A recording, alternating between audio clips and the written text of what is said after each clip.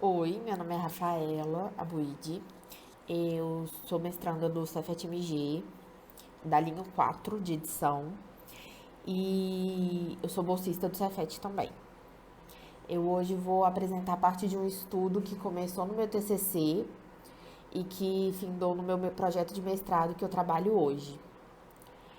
E eu vou começar falando sobre o Young Adult e como o mercado editorial utiliza ele a seu favor e como ele usa isso através da cultura de fãs e dos produtos atrelados, que são os Funko Pops, as camisetas, até mesmo os parques e também as transformações midiáticas, que são as séries e as adaptações cinematográficas. Bom, eu vou começar falando um pouquinho sobre o estado da arte. Sobre o Young Adult, ainda temos muito poucas produções que falam sobre esse nicho, né? Normalmente essas produções são norte-americanas e são atreladas a revistas e blogs. Muito poucas são acadêmicas. Provavelmente por conta do estudo. Provavelmente não. Por conta do estudo ser novo ainda em relação à edição. Mesmo que em termos de produção ainda tenha muita produção em relação ao mercado e edição, os estudos acadêmicos ainda são novos. Então tem muita pouca coisa sobre o YA, principalmente aqui no Brasil. Então, na minha pesquisa, eu pesquiso muito lá fora, principalmente nos Estados Unidos, que lá tem uma maior produção. A YA surgiu, o Young Adult, surgiu através de uma necessidade que o mercado notou. Que quando o Harry Potter, né, que é um dos maiores sucessos editoriais atuais, acabou, deixou os fãs órfãos. Então, o mercado viu essa falta que os fãs tinham como uma oportunidade de criar novas histórias parecidas, para aderir, para suprir aquela demanda. Então, os fãs que estavam órfãos queriam mais livros desse estilo, então o mercado propôs, ele supriu essa demanda e acabou virando um braço forte na indústria, até tendo subnichos como New Adult e até mesmo a Ciclit, que acaba entrando no Young Adult e no New Adult. É importante estudar essa Young Adult porque o mercado tem focado muito nisso, porque tem muitos best-sellers, ajuda a vender, é um lucro muito alto e geralmente eles conseguem ter muitas produções cinematográficas, principalmente para streamings, como a Netflix hoje em dia. Tem muitos escritores conhecidos como John Green e a Suzanne Collins do Jogos Vorazes.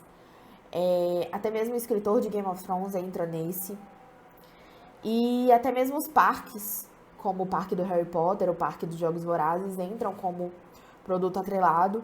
Então é uma forma da indústria ganhar, porque uma editora que consegue esse direito autoral consegue lucrar muito. Então é importante a gente saber como essa editora consegue entender como o público está reagindo, como que a comunidade de fãs está querendo esse livro, como que essa comunidade de fãs se comporta, porque é uma cultura de fãs, é uma identidade própria, é um grupo que se comporta da mesma forma, que tem uma comunicação parecida. Então é muito importante manter isso. E esses produtos atrelados também é importante para o mercado, para a gente entender, porque mantém o interesse ativo. Por exemplo, hoje, estamos em 2020, faz anos que o Harry Potter acabou, e até hoje temos produtos atrelados do Harry Potter sendo lançados e que mantêm o interesse ativo de todos os fãs. E que também a gente pode pensar que mesmo com a venda muito expressiva, tem um pouco capital simbólico, porque não são obras que têm um capital muito. Não são obras que alguém vira e fala, nossa, você lê, que importante. Não, elas geralmente são mais estigmatizadas. Elas são da cultura de massas, por assim dizer. São as que são feitas para vender, que tem uma fórmula correta para fazer e que se você seguir, você vai vender. Então é importante pensar nisso.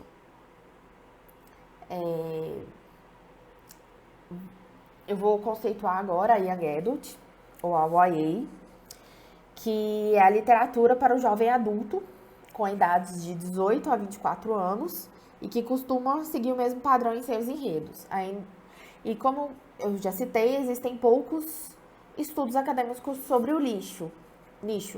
Então, as definições encontradas são em sites e blogs e trazem muita divergência. Eu já encontrei entre idades de 15 a 25, entre idades de 11 a 18 e entre idades até 29 anos. Então, eles divergem entre si. Essa de 15 a 25 anos, por exemplo, é no site do Grupo Editorial Novo Conceito, em 2014. Mas essa idade também não pode ser generalizada, porque muitas vezes os adultos também, que é aqui a gente considera os maiores de 24 anos, podem se interessar por essas narrativas.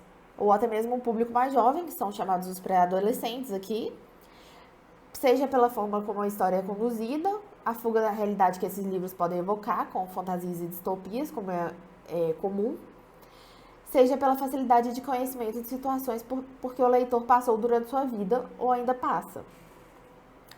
E aqui a gente vai considerar a definição de YA como da escritora Fini Georgakopoulos, em seu livro Sou Fã e Agora. É um nicho voltado para jovens adultos, tendo como característica seus protagonistas como adolescentes, leitores como adolescentes, sejam em corpo ou em espírito ou nos dois. Os temas abordados são os que rondam a adolescência. É apenas uma maneira de classificar os livros, seja para os pais, para os professores ou para os dois, para saber o que o adolescente está lendo. E não é uma literatura, não é um gênero literário, é um nicho editorial, criado de forma estratégica pelas editoras. E um dos maiores fenômenos que impulsionou isso foi o Harry Potter, como eu já disse, que apesar de não ser considerado do YA, foi um grande catalisador, porque ele não é considerado porque ele é ao contrário do YA, que tem uma voz geralmente de um adolescente em amadurecimento, ele começa com a voz de um narrador criança. Então, o leitor vai crescendo junto com o personagem, com as personagens, e ao longo do tempo essa voz vai ficando mais YA. Mas isso não quer dizer que não se encaixe totalmente. Por exemplo, tem uma característica que é a escrita ser leve, ter aquela coisa do adolescente passando por desafios, passando por problemas de amizade, você ter que saber o que é o certo, o que é o errado. Então, narrativas que um adolescente normal poderia se identificar mesmo que seja numa realidade fantasiosa. Então, o mercado editorial se viu diante de uma grande possibilidade de lucro. E essas histórias, por terem uma linguagem de mais fácil acesso, têm maiores chances de serem best-sellers. Então, elas têm um público mais jovem também, então podem ser aproveitadas melhor a cultura de fãs, ou os fandoms, que segundo Jenkins, em 2009, fandom é um termo utilizado para se referir a essa chamada cultura ou subcultura de fãs em que existe um sentimento de solidariedade e reconhecimento nesses grupos que compartilham dos mesmos interesses. Ou seja, tem o fandom do Harry Potter, tem o fandom do Star Trek, tem o fandom do Game of Thrones, do The Witcher. Então, são essas comunidades que se reconhecem como fãs de uma história, de um jogo, de uma criação. E esses livros também costumam ser, quando adaptados, costumam fazer parte ou de franquias de livros, né, antes de serem adaptados, por exemplo, Harry Potter, Jogos Vorazes, Crepúsculo. Eles são narrativas que em um livro não é contado uma história muito longa, é no máximo um ano, por exemplo, mas cada livro é contado, por exemplo, em um ano. Então é uma franquia. E também transformada em franquias de filmes, tendo também um grande lucro. E franquia, para o Jakes também, é uma operação coordenada para imprimir uma marca e um mercado a um conteúdo ficcional, no contexto dos conglomerados de mídia. E disso também é importante a gente ver como que a cultura de fã se comporta, porque eles passaram a não querer só consumir os produtos, eles passaram também a querer participar. Então, as fanfictions surgiram daí. O que são as fanfictions?